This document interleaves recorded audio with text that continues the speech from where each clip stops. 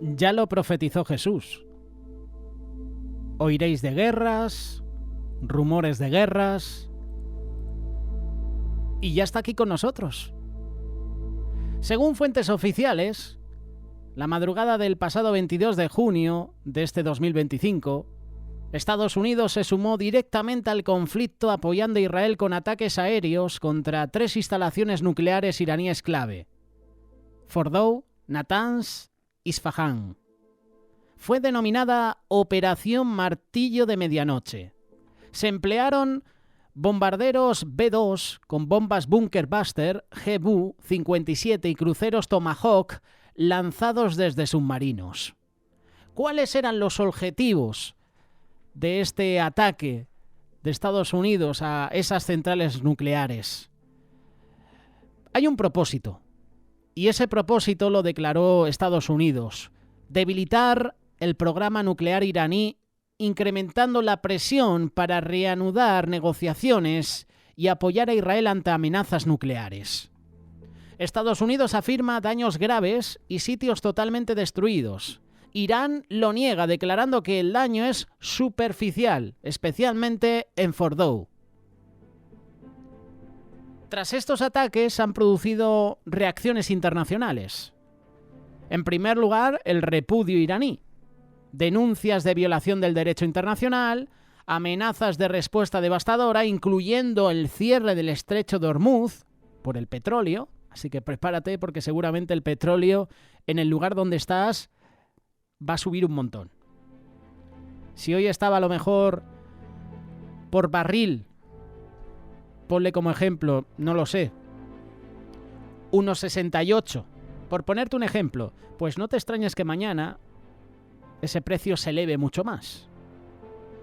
Luego hay otras reacciones apoyando a Irán, apoyando a Estados Unidos e Israel, pero lo que vemos es el modus operandi que viene trazando Donald Trump con Israel, su apoyo completo. Israel calificó la acción como alineada a sus objetivos estratégicos, con partidos y líderes en Estados Unidos y en Australia que la han calificado de valiente o restauradora de la disuasión. ¿Qué pasa en Europa? Todo lo contrario. Hay una preocupación. ¿Qué pasa aquí en España? Que tenemos un gobierno que apoya al régimen iraní, que han condenado estos ataques. Condenaron los ataques de Israel a esas centrales nucleares, han condenado los ataques de Estados Unidos a esas centrales. ¿Hubieran condenado los ataques de Estados Unidos si en la presidencia estuviera Kamala Harris? Es una interesante pregunta, ¿verdad? Recordar que el Partido Socialista y todos los grupos políticos de izquierda apoyaban el mandato de Bin Laden, el mandato de Biden junto a Kamala Harris. Ahora es todo lo contrario, ¿verdad? Gobiernos de Reino Unido, Francia, la Unión Europea, China, Rusia están llamando a la moderación y alarmaron sobre posibles consecuencias globales. Qué curioso que estos países son aliados aférrimos a Irán, sin contar a Cuba y a Venezuela. Habrán riesgos y habrán consecuencias. Esto es lo que ha manifestado el líder de Irán. Irán ya lanzó misiles en respuesta y ha advertido sobre represalias en bases estadounidenses. También ha anunciado el cierre del estrecho de Hormuz. Hay un colapso diplomático. Hay un impacto global. Estados Unidos ha dado un giro dramático, pasando de escudar a Israel a atacar directamente las capacidades nucleares de Irán. Algunos están celebrando la restauración de esa disuasión y la defensa regional. Otros temen que sea el inicio de un conflicto, de una posible tercera guerra mundial. Lo que sí sabemos es que el poder de destrucción y la ausencia de temor de Dios hace que cada mes, cada día, haya una guerra. Haya un conflicto que hace que dos naciones o varias queden enemistadas. La guerra nace del corazón humano. ¿De dónde vienen las guerras y los pleitos entre vosotros? ¿No es de vuestras pasiones las cuales combaten en vuestros miembros? Santiago capítulo 4, verso 1. La Biblia es clara. Las guerras no son producto del azar, sino del egoísmo, de la codicia, del odio, del deseo de poder. Lo que vemos en los campos de batalla comienza primero en el corazón humano. La guerra nace en el corazón del ser humano. Dios ama la paz. Dios no tolera la violencia. Bienaventurados los pacificadores, porque ellos serán llamados hijos de Dios. Palabras de Jesús, Mateo capítulo 5, verso 9. Y Dios no es indiferente al sufrimiento que provoca las guerras. Él se presenta como el príncipe de paz. El deseo es que vivamos en armonía, perdonándonos unos a otros, amando incluso a nuestros enemigos.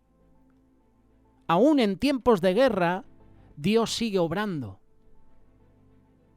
Solo tienes que analizar la palabra de Dios. La historia bíblica contiene guerras, sí, pero lo curioso es que en medio de ellas también encontramos un Dios que salva, un Dios que consuela y transforma. No es que Dios haya creado las guerras, es el hombre, como decíamos. Es el hombre que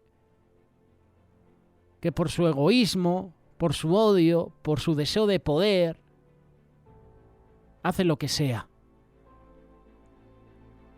En medio de la opresión egipcia, Dios liberó a Israel. En los conflictos de David, Dios forjó a un hombre conforme a su corazón. En la cruz, el mayor acto de violencia humana se convirtió en el mayor acto de redención. ¿Qué podemos hacer tú y yo ante las guerras? En primer lugar, orar. Orar por la paz, por los gobernantes, por los inocentes que sufren. Interceder, clamando a Dios por misericordia, por restauración, por justicia. Actuar también. Podemos actuar nosotros en medio de la guerra, siendo esos agentes de paz donde haya odio, ayudando a los refugiados, apoyando misiones humanitarias, predicando, llevando el evangelio que transforma el corazón del hombre. Esa es la única solución real, es la única solución eterna al conflicto. La guerra es fruto del pecado. Pero qué curioso que la paz es fruto del Espíritu, como dice Gálatas capítulo 5, verso 22. Estamos en un mundo roto, somos llamados a ser luz. No como jueces ni como soldados de un ejército terrenal, sino como embajadores del reino de Dios. No seas vencido de lo malo, sino vence con el bien el mal. Bienaventurados los pacificadores, porque ellos serán llamados hijos de Dios. Somos hijos de Dios si buscamos la paz. Las armas apagan la vida. Cuidado con las armas. El poder de destrucción, la ausencia de temor de Dios. Vivimos en un mundo donde el orgullo, la carrera armamentista, el deseo de dominación ha llevado a naciones como Irán y a muchas otras a desarrollar armas con un potencial devastador. Israel también tiene hasta sus propias armas nucleares. Cada nación importante tiene sus armas nucleares. Las armas nucleares no son solo herramientas de guerra, sino de aniquilación total.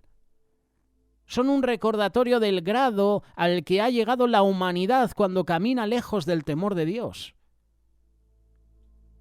Sin el temor de Dios, el hombre se cree soberano, fabrica lo que destruye, justifica lo injustificable.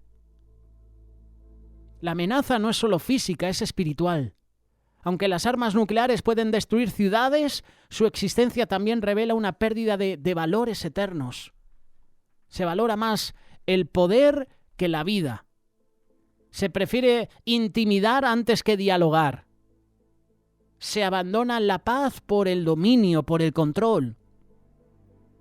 Como dice Isaías capítulo 2, verso 4, han forjado sus espadas en rejas de arado.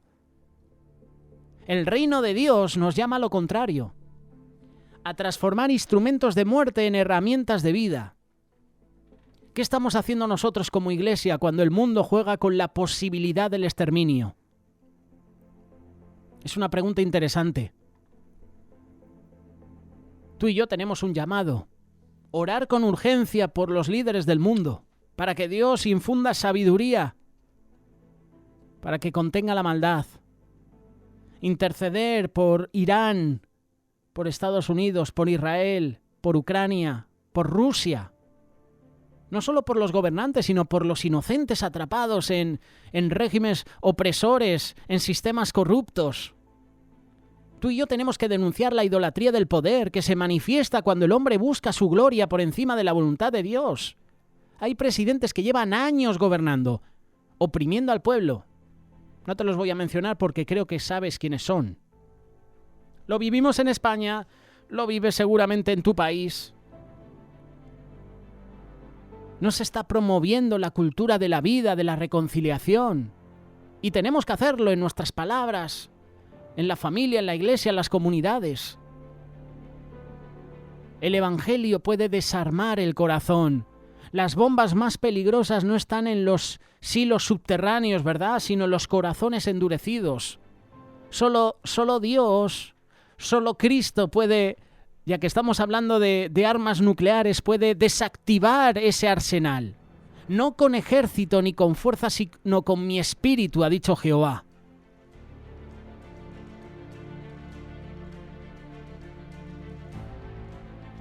Los próximos días pueden ser cruciales, porque en cualquier momento se puede iniciar una guerra que nos involucra a todos.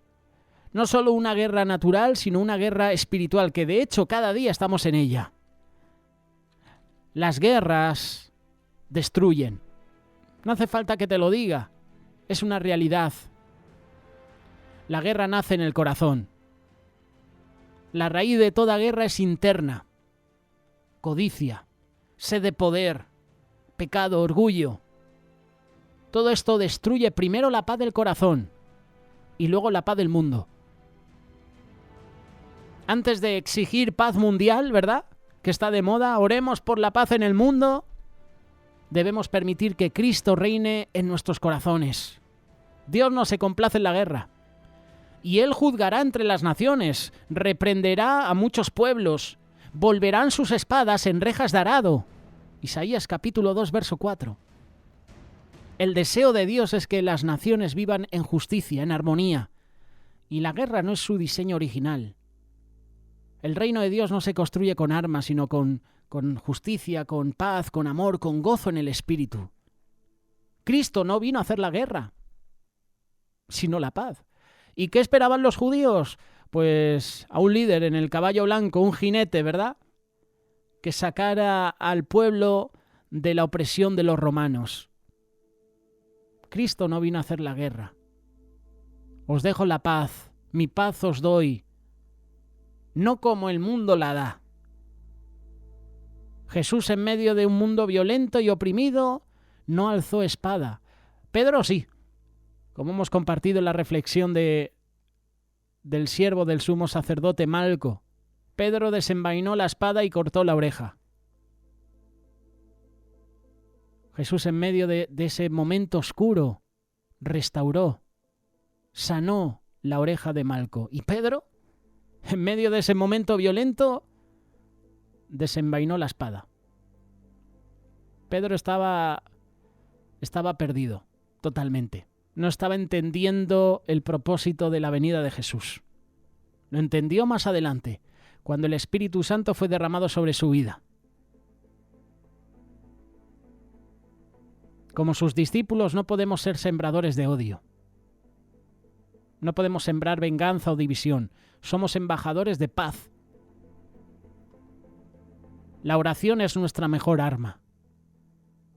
Porque las armas de nuestra milicia no son carnales, dice la segunda carta de Corintios, capítulo 10, verso 4. Cuando el mundo responde con bombas, tú y yo deberíamos responder con intercesión. Nuestra lucha es espiritual. En tiempos de guerra la Iglesia debe orar, debe ayunar, debe consolar, debe anunciar esperanza. Las guerras son señales del fin. Y oiréis de guerras y rumores de guerras, pero aún no es el fin, dijo Jesús. Jesús advirtió que en los últimos tiempos habría violencia. No para asustarnos, sino para despertarnos. La guerra nos recuerda que este mundo no es nuestro hogar. Nuestra esperanza está en el reino de Dios, en el reino venidero. En medio de la guerra, aún, lo creas o no, hay esperanza. Jehová peleará por vosotros y vosotros estaréis tranquilos. Dios ha estado presente en campos de batalla, en trincheras, en ruinas. Él salva, Él consuela, Él redime. Aunque el mundo se destruya, Dios sigue siendo nuestro refugio, nuestra fortaleza. No somos ingenuos, sabemos que las guerras existen, pero no las justificamos, ni las provocamos. Somos del reino que no se defiende con espada, sino con amor. Y eso es lo que debemos hacer cada día. En medio de la guerra, la oración es nuestra mejor arma. Confiar en todo momento en Dios. Porque al final las guerras nacen del corazón, nacen del ser humano, no de Dios.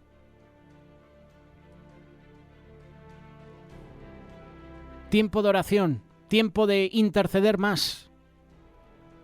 Porque ahora mismo, este ataque de Estados Unidos a Irán puede desencadenar que Irán ataque a Estados Unidos. Puede desencadenar que Irán ataque a Israel, que esos ataques se intensifiquen y que esto vaya a peor. Dios ama la paz. Por eso tú y yo tenemos que buscar la paz cada día. Aún en tiempos de guerra, Dios sigue siendo Dios. Él es soberano.